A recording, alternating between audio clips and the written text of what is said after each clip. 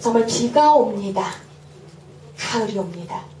이쯤에서 그대도 왔으면 좋겠습니다.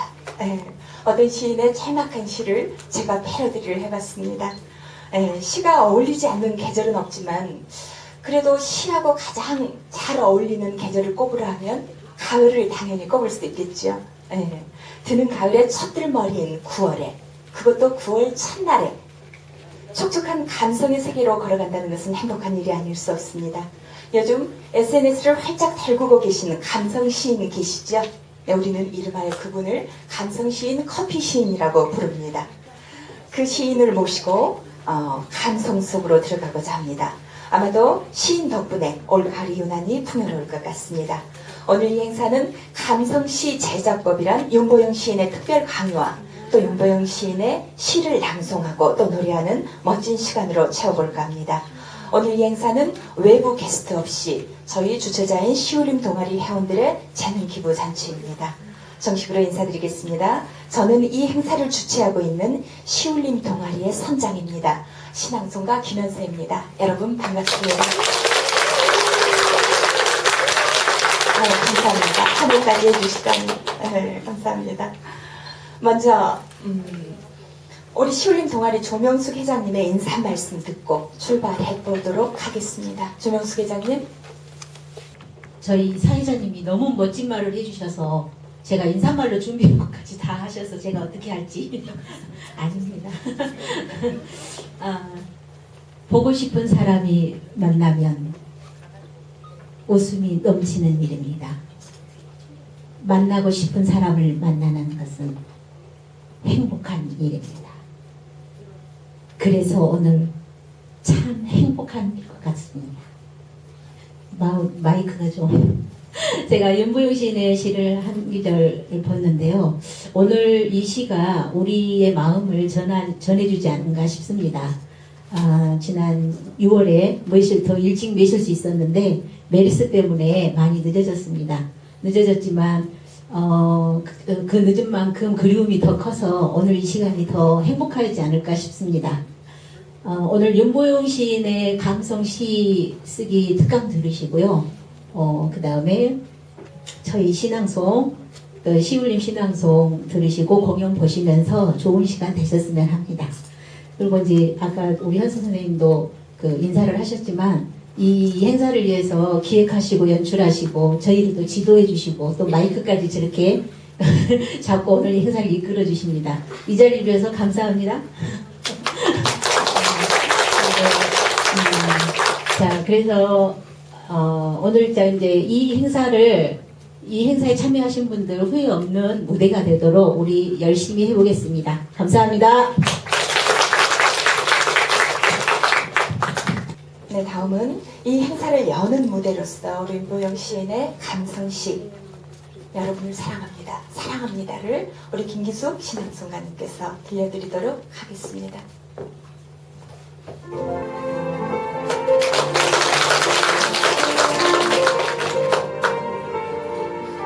사랑합니다. 윤보영.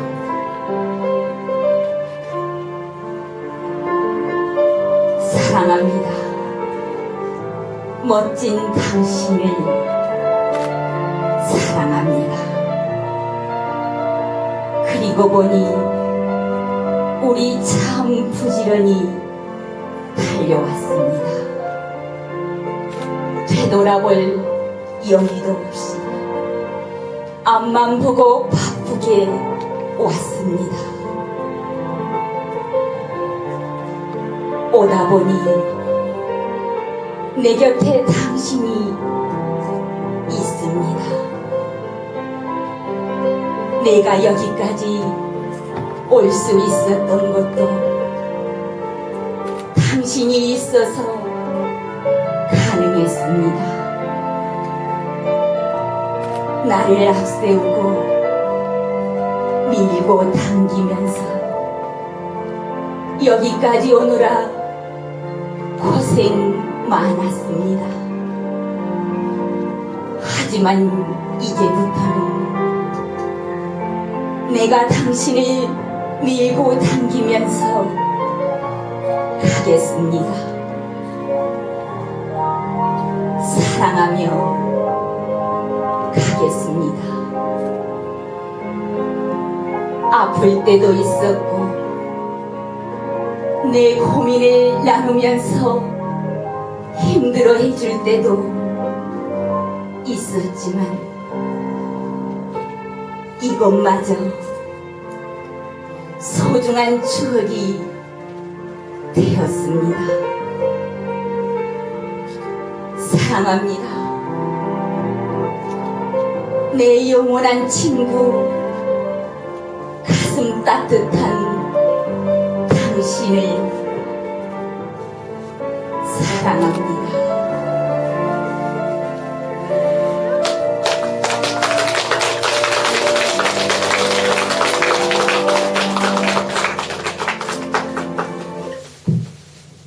우리 김기숙 낭송가님은 시울림의 새별이라고 합니다. 전국대회를 3번이나 대상을 차지한 저력이 있는 그런 낭송가입니다. 이렇게 비 오는 날 가을 오는 길목에서 들으니까 정말 마음으로 가슴으로 와닿는 것 같습니다. 커피에 설탕을 넣고 크림을 넣었는데요. 아주 싱겁네요. 아, 그게 생각을 빠뜨렸군요. 네, 윤보영 선생님의 커피라는 시였습니다. 굳이 길 필요도 없고 굳이 어려울 필요도 없는, 그렇지만 느낌은 강력한, 그게 윤보영 선생님의 시의 마력인 것 같습니다. 많은 사람들이 윤보영 시인을 여자 시인이라고 생각하고 계십니다. 저도 한때는 그랬습니다. 네, 성함에서 느껴지는 어떤 그런 이미지하고 또 시에서 오는 그런 달달한 이미지 때문에 사람들이 그런 생각을 많이 한 게 아닌가 싶습니다. 아마 오늘 여기에 참석하신 분들도 그런 분이 작지 않을 거라고 생각합니다. 윤보영 시인을 여자 시인이라고 생각하셨던 분, 손 한번 들어보세요. 그죠? 대다수가 지금 윤보영 선생님은 여자 시인입니다. 그 오늘 실체를 보여주시기 위해서 여기까지 먼 길 마다 않고 달려와 주셨습니다. 윤보영 시인을 모시겠습니다. 여러분 큰 박수로 환영해 주시기 바랍니다.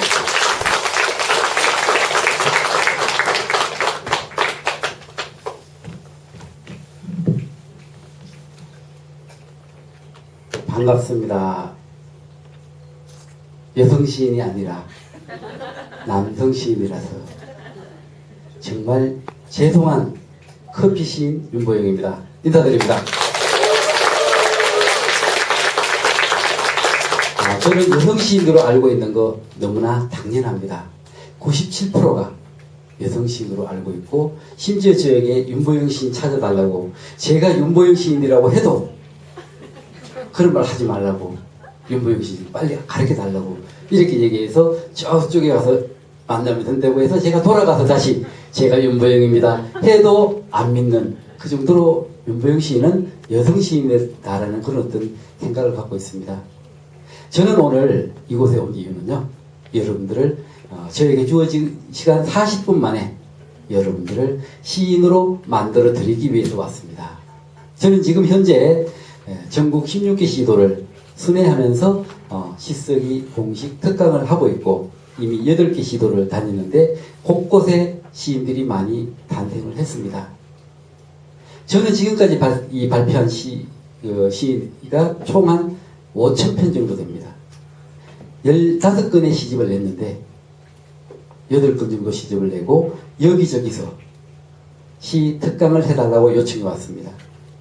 그래도 그동안 제가 발표한 시집 8건과 2,000여 편의 시를 분석을 해보니까 이상하게 윤보영 시인의 시에는 일정한 규칙이 있었습니다. 그 규칙을 벗어나는 시는 거의 없었습니다. 그 규칙을 제가 정리해서 윤보영 시인의 감성시 쓰기 공식템 10가지 공식을 만들어서 전국을 다니면서 제가 특강을 해주고 있습니다. 실제 72살 된 어르신께서 이 시쓰기 공식을 적용해서 8개월 만에 시집을 발간하고 한 달 만에 재판에서 지금 3판 찍어야 된다고 어떻게 해야 되면 더 좋냐고 저한테 문의를 왔습니다. 그뿐만 아니라 67살 되신 분과 75살 되신 분도 시집 출간을 1년 만에 계약을 했습니다. 결국 여기 와 계시는 분들은 문을 나서는 순간부터 시인이 되어서 내일부터 여러분들이 주로 사용하는 카카오 스토리, 카카오톡, 밴드 모든 것은 여러분들이 주도적으로 이끌어 나갈 여러분들은 감성신이 될 것입니다. 그럼 지금부터 어떻게 하면 감성신이 될까? 윤보영 시인의 감성시인 시 쓰기 공식을 어떻게 하면 내꺼 시킬까? 그건 따로 없습니다. 시를 쓰지 않으면 됩니다. 절대 시를 쓰면 안 됩니다. 내가 메모를 했는데 사람들이 그걸 보고 시 썼네? 너 혹시 시 배워? 시인이야? 너 시집 내면 되겠다. 이런 얘기를 해주는 메모를 하셔야 됩니다.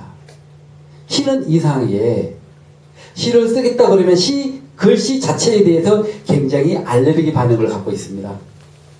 그래서 우리가 시를 쓰지 않으면 됩니다. 지금 이 강주까지 서울에서 올 때 옛날에 거꾸로 생각을 해보자고요.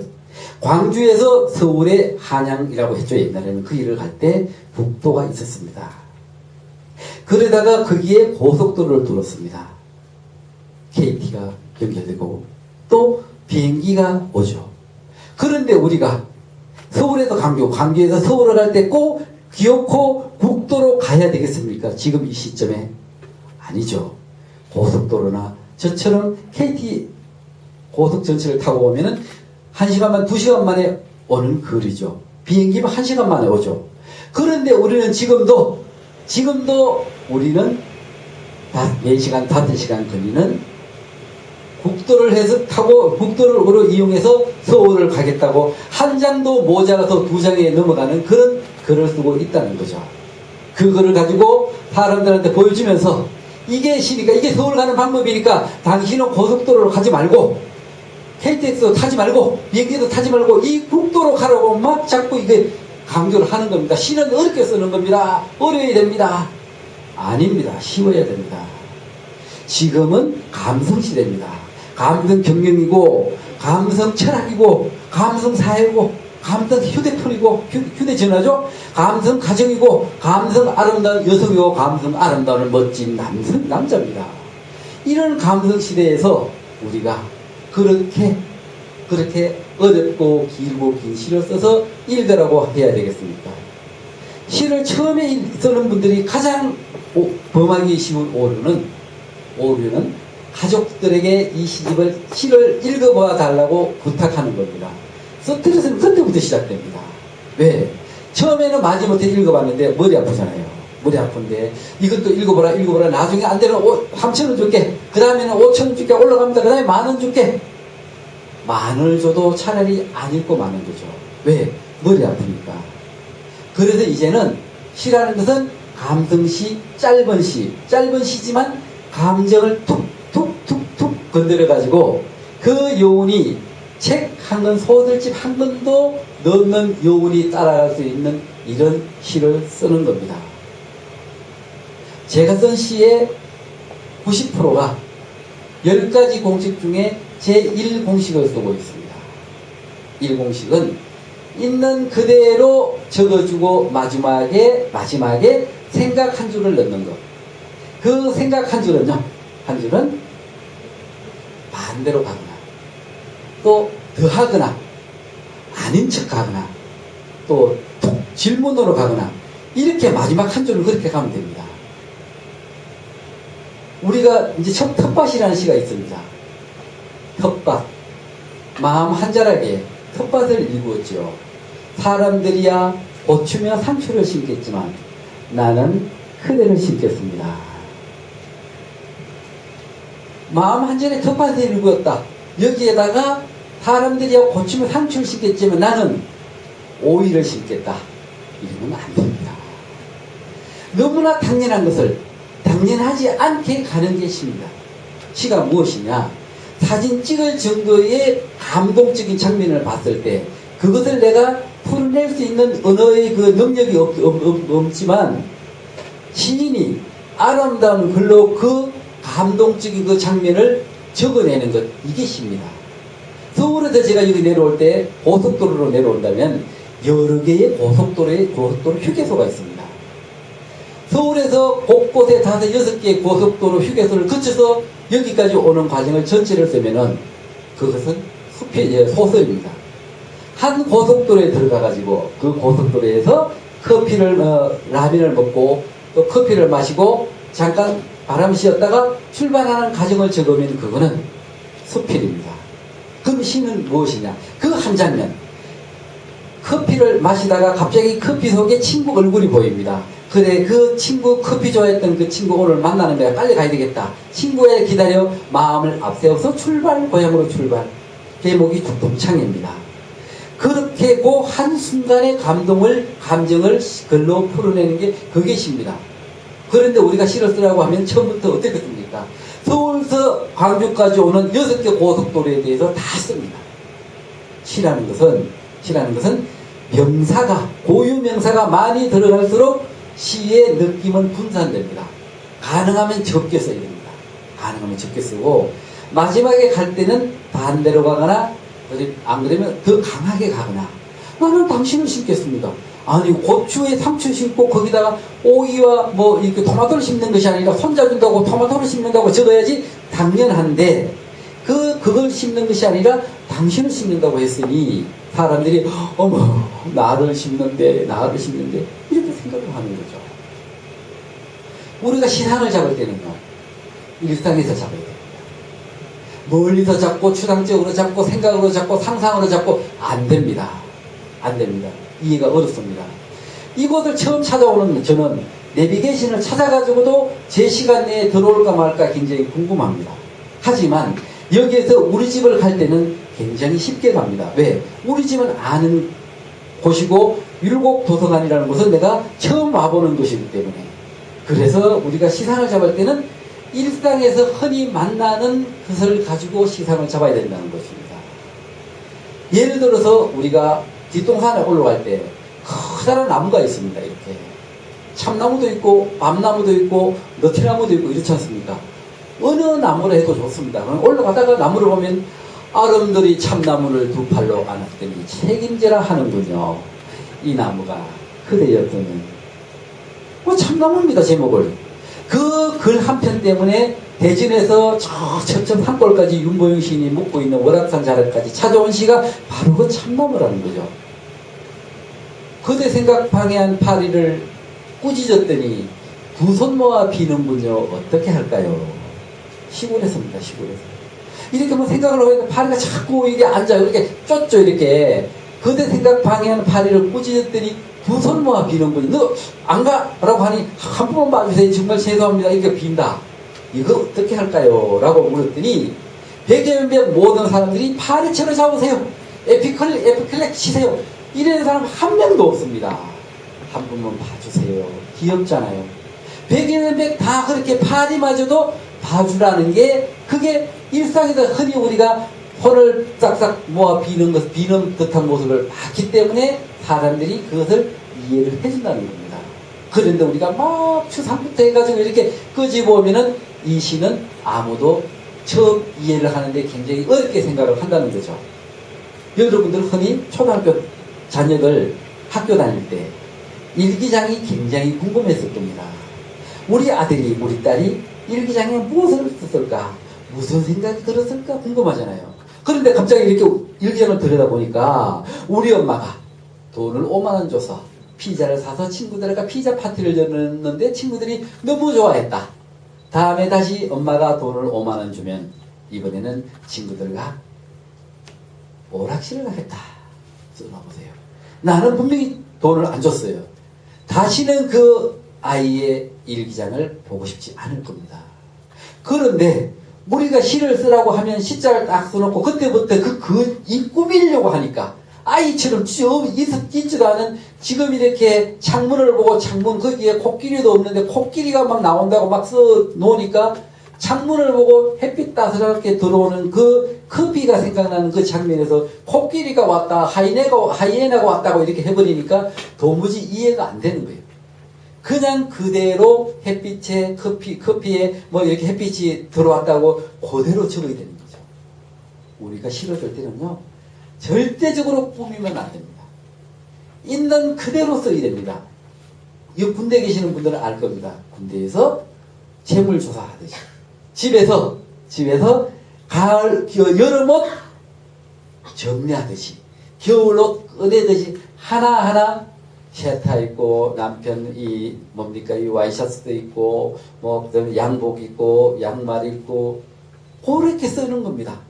마지막에 뭡니까? 생각 한 줄 넣으면 됩니다. 내 사랑이 있고 그러면 겨울옷 정리해요. 그냥 그렇게 그대로 있는 그대로 쓰잖아요. 만약에 가계부를 가지고 시를 쓰라고 하잖아요. 가계부 딱 쓰면은 있는 그대로 쓰세요. 5월 가계부입니다. 수입 100만원, 지출 어버이날 15만원, 어린이날 5만원, 석가탄신일 7만원, 장인 뭡니까 그쪽 시아버님 아버님 생신 30만원 외식하고 전기요금 전화요금 해서 120만원 지출 120만원 마이너스 20만원 요거는 메모입니다. 가계부입니다. 그게 메모가 되기 위해서는 다음 달은 전략해야지 되겠다. 일기장처럼 메모를 하는 거죠. 근데 거기 시가 되려면은 그것을 당연히 마이너스 20만 원이니까 당연히 전략해야 되죠. 그럼 어떻게 해야 되겠습니까? 그 당연한 것을 당연하게 풀어내는 것이 아니라 전혀 엉뚱한 방향으로 안 그러면 더 감성적으로 감동으로 풀어내는 겁니다. 이번 달은 가계부도 마음이 무겁겠다. 이렇게 해서 이 가계부에 대한 시를 사람들이 다 공감하는 시가 되는 거예요. 5월 가계부 마음 안 무거운 사람 어디 있습니까? 그 가계부가 가계부입니까? 바로 나죠. 저는 지금까지 시를 쓰는데 철칙이 하나 있습니다. 누구든 읽었을 때 그 시 읽는 사람의 독자가 주인공이 되는 시를 썼습니다. 초등학생이 읽으면 초등학생이 주인공이 되고 중학생이면 고등학생, 대학생이 읽으면 그 학생들이 주인공이 되고 30대, 40대가 읽으면 30대, 40대가 주인공이 되고 50대, 60대가 읽으면 50대, 60대 독자분이 주인공이 되는 그런 시를 썼습니다. 그러다 보니까 사랑, 아름다움, 그리움, 행복, 비전, 미래, 즐거움, 웃음, 꽃 이런 것만 저는 썼습니다. 5,000편을 썼습니다. 그렇게 쓰다 보니까 제 글을 읽다 보니까 사람들이 좋아요, 행복해요, 멋있어요. 저는 3가지 안 합니다. 댓글 안 달아주고 제 정보 공개 안 해주고 이메일에 답 안 해주고 이 3가지 지금까지 안 해줍니다. 안 해줘도 400개, 500개 막 댓글 달리고 막 반응 막 좋아요, 반응 누르고 이렇게 합니다. 왜? 독자가 읽는 사람이 주인공이 되도록 적었으니까. 그렇게 하는데 있는 그대로 적어줬습니다. 선물 사랑합니다. 자기 전에 이 말을 곱게 포장했습니다. 꿈속에서 만나면 그대에게 주기 위해. 거기서 뭔 꿈인 게 있습니까? 우리가 그렇습니까? 그렇지 않습니까? 자기야 내 꿈꿔 이런 말 많이 했지 않습니까? 그죠? 그 있는 그대로 자기의 내 꿈꿔라고 쓰십시오. 그러고 난 뒤에 밑에다가 생각 한 줄을 넣으면 됩니다. 자기의 내 꿈꿔 조건이 없이 자기의 내 꿈꿔 했을 때 뭔가 조건이 있어야 되잖아요. 어떤 조건요? 어제 내가 당신 꿈 꾸어줬으니 제목이 뭡니까? 부탁입니다. 뭐 그렇게 쓰면 되는 겁니다. 뭘 더 이상 꾸밀 말이 뭐가 있겠습니까? 우리가 누구나 다 문학적인 감성이 있기 때문에 이렇게 걸어가다가 클로바 밭을 만나면은 다 고개를 이렇게 숙입니다. 물론 총알이 날아가가지고 나폴레옹이 목숨을 건졌다는 그런 말도 있지만 네잎클로바 때문에 그 네잎클로바를 들판에서 찾은 적이 있습니다. 그죠? 하지만 지금은 마음에서 찾습니다. 가슴에서 찾습니다. 그대 생각이 행운이니까요. 마지막에 그대 생각이 행운이니까요만 딱 감성으로 갔지 나머지는 있는 그대로 갔습니다. 그런데 우리가 시를 쓰라 하면은 시자 딱 써놓고 문화센터에서 시에 대해서 써오십시오. 안 그러면 코스모스에 대해서 써오십시오. 그러면 코스모스 딱 써놓고 난 뒤에 끝까지 시시시시 어떻게 시시시 쓰다가 시시하게 끝나도 하나도 못 씁니다. 1시간에 가도 2시간이 되고 3시간에 가도 시시시 1시간에 시자 하나씩 써서 3시간에 시자 3개 쓰고 딱 시는 어려워 라고 없습니다. 시를 썼기 때문에 그렇습니다. 시를 절대 쓰는 것이 아니라 이제는 독자 친구들이 시라고 얘기해 줄 정도 그런 메모를 쓰면 됩니다. 어떤 메모? 친구에게 문자 메시지를 보내는 그런 내용으로 시를 쓰면 됩니다. 예를 들어서 오늘 친구가 커피 한잔 하자 이러는데요. 뭐 하늘이 너무 맑고 가을이다, 뭐 이렇게 외로움 타는 계절인데 오늘 같은 날은 커피 한잔 마셨으면 좋겠다. 그래서 커피 좋아하는 네가 생각나서 네한테 먼저 전화하는데 네 오늘 그 시간 있으면 나랑 커피 마시러 갈래? 내가 너들 집 앞으로 차 가지고 갈게. 이렇게 쓰면은요, 이해는 하지만 그 자체를 그런 식으로 장하게 이 문자 메시지 보내지 않잖아요. 친구야, 오늘 커피 마실래? 나랑. 그렇게 쓰라는 거예요. 그러니까 마지막에 생각한 줄 넣으세요. 아무리 생각해도 내가 커피 마시고 자고 할 사람은 너밖에 없다. 제목은 뭡니까? 이 좋은 날. 그렇게 쓰는 겁니다. 그냥 이 좋은 날 친구야 커피 한잔 마시고 커피 마시러 갈까? 아무리 생각해도 내가 커피 같이 마실 친구는 너밖에 없다. 이 문자를 받은 친구가 그냥 감동하는 거죠. 그거 숱하게 많은 친구들 중에 내가 가장 커피 마시고 싶은 친구라니까. 그렇게 문자 메시지 보내듯이 쉽게 쓰라는 거죠. 거기다가 막 어떡 소나기에 대한 글을 쓰는데 검은 구름이 몰려오고 바람이 불고 나뭇잎이 흔들려서 막 나뭇잎이 떨어지고 사람들이 막 뛰어가고 막 염소가 막 울고 막 비가 소나기가 쏟아집니다. 이렇게 쓰지 말라는 거예요. 그냥 간단하게 어떻게 씁니까? 하늘이 운다. 끝이죠. 뭐 그 더 이상 쓸 거 있습니까? 하늘이 울면은 소나기, 제목이 소나기고 하늘이 운다. 끝났죠. 뭐 더 이상 뭐가 쓰겠습니까? 꽃밭에 가서 꽃을 보고 꽃이 예쁜데 이 꽃을 좋아했던 니는 지금 뭐 하고 살까? 내 생각을 해줄까? 꽃도 뭐 너무 예쁜데 우리 다음에 꽃이 피면은 다시 너한테 연락해서 꽃 만나러 가야지 되겠다. 이런 얘기 그렇게 문자 안 보내잖아요. 그냥 한 줄로 쓰세요. 아니 네가 왜 여기 와 있니? 친구야.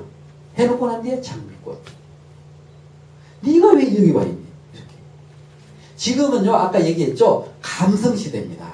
감성시 시대입니다. 감성시는 짧은 시입니다. 왜? 이 국민 수준들이요, 지금은 호름불 켜놓고, 안 그러면 100일 정도 켜놓고 난 뒤에 오동잎 떨어지는 소리 들으면서 시집을 2번, 3번 읽으면서 이 시 내용이 뭘까 음미하면서 시 읽는 시대는 갔습니다. 지금은요, 이 클릭하는 시대도 갔습니다. 지나기입니다. 지나치기. 보고 어려우면 쏙 다 지나치잖아요. 거기에 이미 한 년만 장황하게 가면 다 지나치고 가는 겁니다. 예를 들어서 시집을 냈는데 보통 300건에서 500건 내잖아요. 그죠? 300건을 내가지고 100건을 친구들에게 줬어요. 200건 부끄러워 내가 갖고 있어. 그 100건 중에 10명의 친구가 읽었어. 10명이 읽었죠. 그런데 인터넷에다가 그와 같이 짧은 시를 딱 던졌는데 100만 명이 읽었어요. 그럼 여러분들 같으면 100만 명 읽은 시를 택할 겁니까? 10명이 읽은 그 300만, 500만 원 들어가지고 시집 낸 그 시집을 택할 건가요? 이제는요, 시대가 흘렀고 그 미래학자는 앞으로 5년 뒤에 종이책은 지구에서 사라질 거다라는 예언을 했습니다. 그런데 아직까지도 내가 시집 낼 거야 이렇게 할 거냐고요? 안 할 거죠. 제가요, 어떤 시 하나를 발표했는데 12월에 선물을 시인데 한 달에 1000만 명이 조회를 했어요. 영상을 만들어 발표했는데 제가 그 영상 작가한테 고마워서 감사표를 드렸습니다. 하루에 200만 명씩 조회를 하는 거예요. 조회수가 상상이 안 되는 숫자죠. 그 시 한 편으로 제가 국민시인이 됐습니다. 1000만 명이.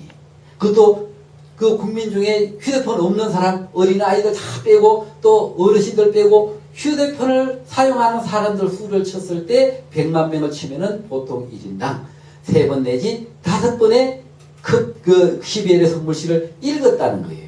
그러니 윤보영 시인이 남자인지 여자인지 모르지만 당연히 여자일 거라고 생각하고 기억할 수밖에요. 그래서 여러분들에게 드리고 싶은 것은 있는 그대로 적어주라. 꾸미지 마라.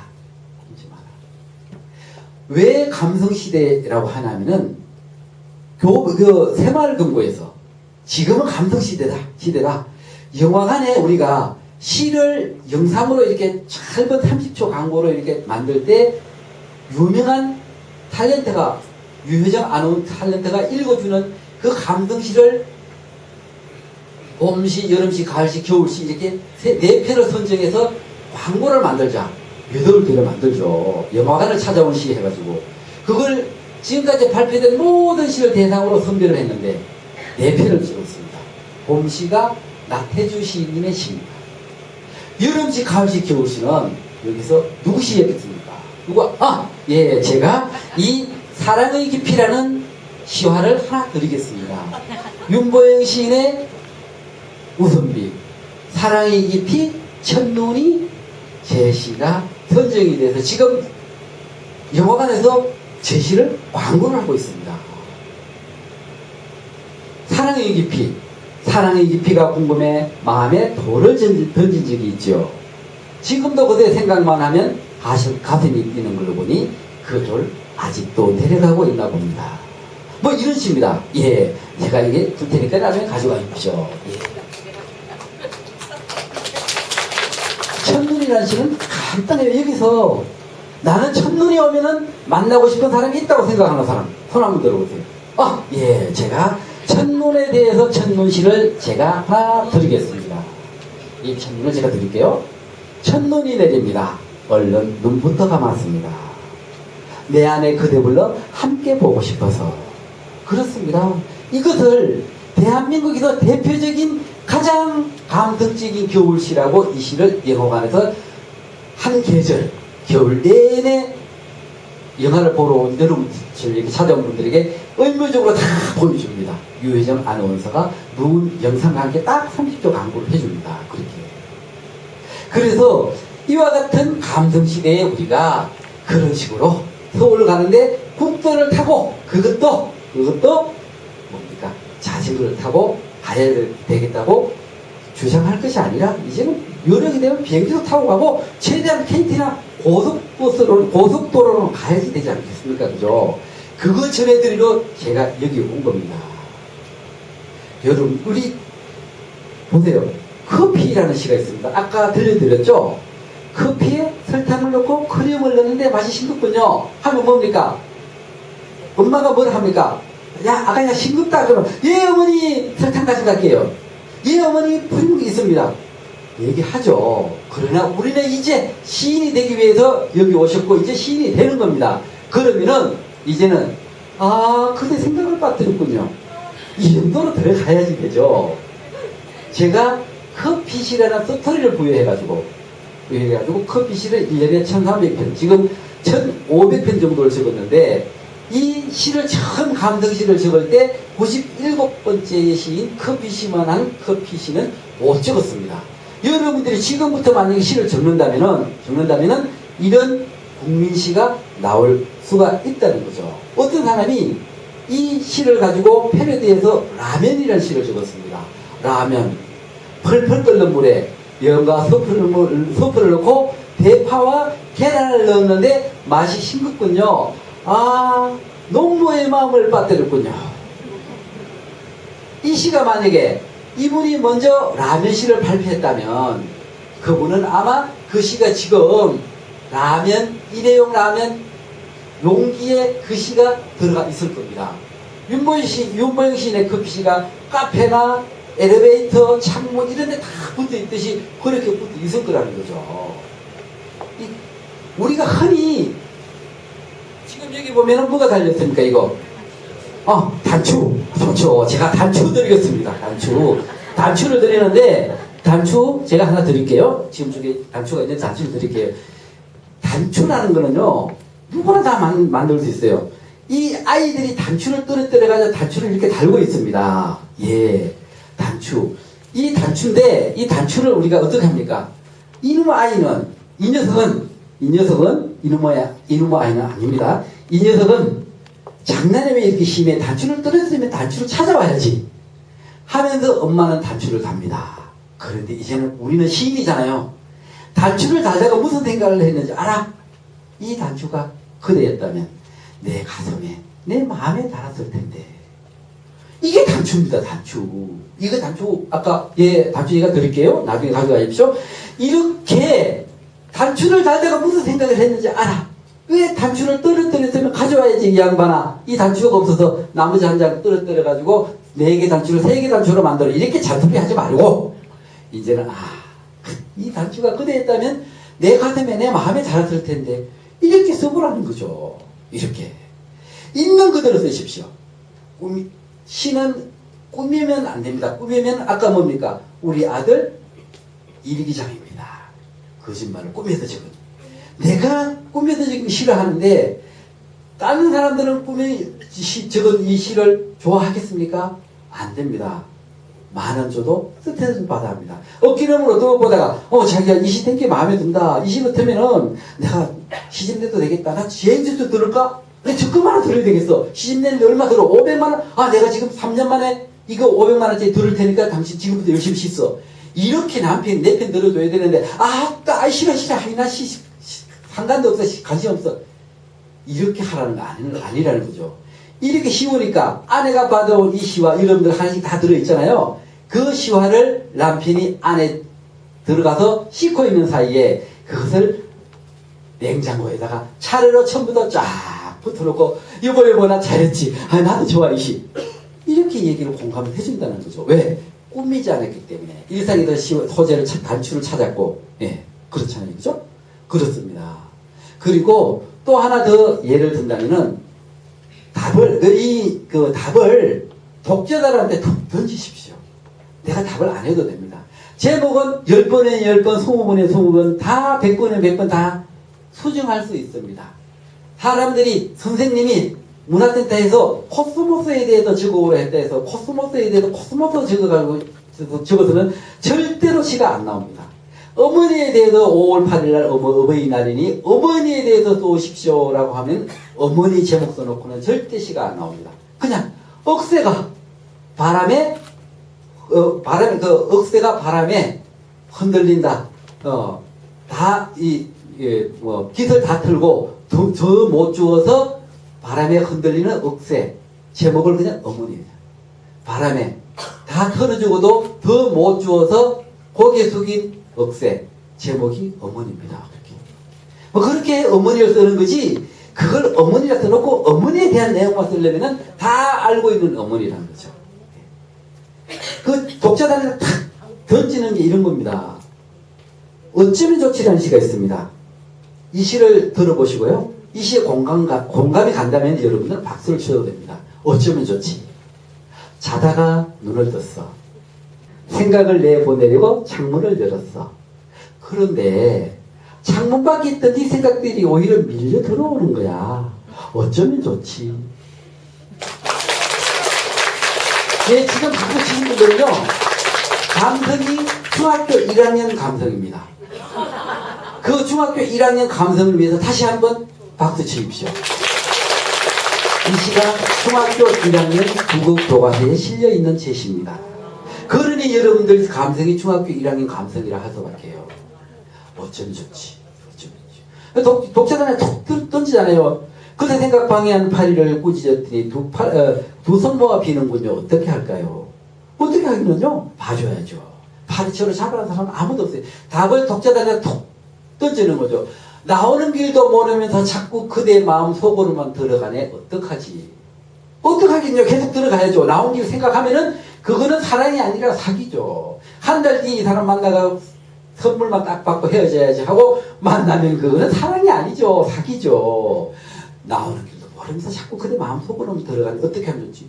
이런 식으로 어떻게 하기는요. 그냥 질문을 톡 던지는 이런 비법이 제3 비법이고 이렇게 10가지 공식이 있는데 윤보영 시인의 시쓰기는 10가지 중에 첫 번째 가르쳐 드렸던 있는 그대로 쓰고 마지막에 생각을 써대 생각은 당연한 것을 당연하지 않게 간다. 안 그러면 반대로 가거나 더해서 간다. 감성적으로 간다라고 한다면 여러분들은 지금부터 시를 쓸 수 있습니다. 여러분들 아마 저에게 제가 드린 이메일 들어있는 명함 받았을 겁니다. 여러분들 메모해가지고요. 제 전화번호 저장해서 광주에서 강의 들었던 예비 작가가 아니라 예비도 던져버리고 시인 누구누구입니다. 제가 이런 거를 쓰는데 이게 시인이 될 수 있습니까? 이렇게 한번 문자를 보내주세요. 안 그러면 이렇게 보내면 제가 다 이렇게 답을 해드릴 수 있습니다.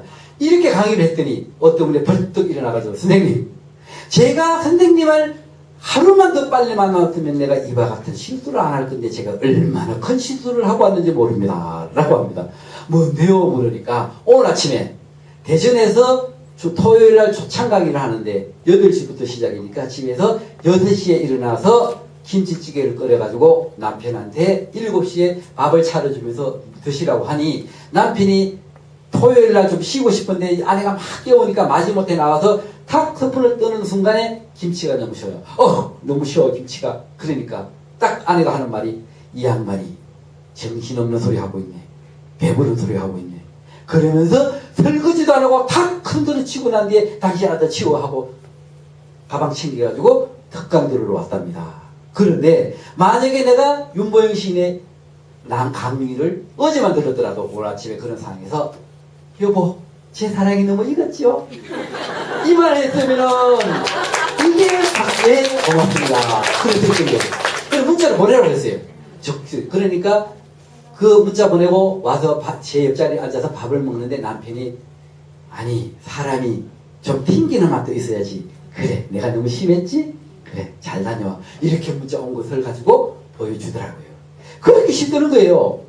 김치찌개가 김치찌개 너무 쉬어. 남편이 너무 쉬어. 여보 내 사랑이 너무 익었죠? 그렇게 쓴 거예요. 박수 받으시잖아요.